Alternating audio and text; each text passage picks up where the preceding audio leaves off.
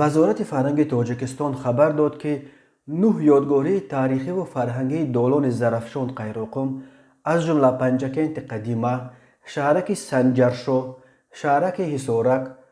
گردن ایسار، قلعه موغ، قم، تل خمتوده، نظام آبیارکنی توکسانکوریز و مقبره خواجه محمد باشار را به فهرست پیشکی جهانی یونسکو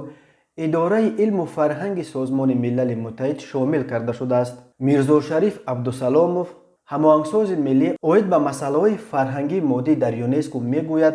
علاقه پرونده های نامیناسیون 9 عدد ابیکت تاریخی و فرهنگی دولان زرافشان قیروقم از جانب این سازمان با نفوذ جهانی از نگاه تکنیکی درست و کامل ارزیابی شده. این 9 یادگاری رسما به فهرست پیشکی جهانی یونسکو وارد کرده شدند. او در یک مطلب در سامانه وزارت فرهنگ افزود در سطح سازمان ملل متحد پذیرفته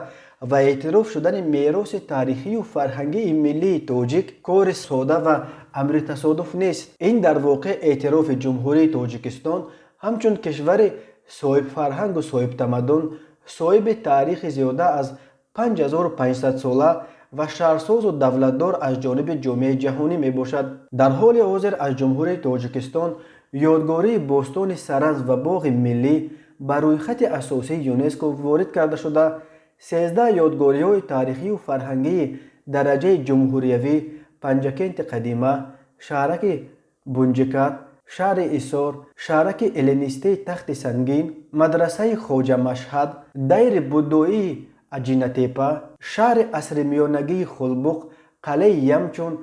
و سلسله یادگاری های وادی وخان، مجموعه معماری شیخ مصلح الدین، قلعه باستانی خوجند، تصویرهای روی سنگی نویه اشت، مدرسه میر رجب دادخواه و مدرسه آیم توسط برنامه شورای بزرگ ابریشم بر روی خط پیشکی یونسکو وارد گردیدند. همچنین 4 مکان باستانی تصویرهای روی سنگی تاجیکستان، تصویرهای روی سنگی اوقچلگا و غارهای شاخته نویه مرغوب، لنگر نویه اشکاشم، سوی سبغه نویه مشچو با سلسله جایزه تصویرهای روی سنگی آسیای مرکزی شامل کرده شدند.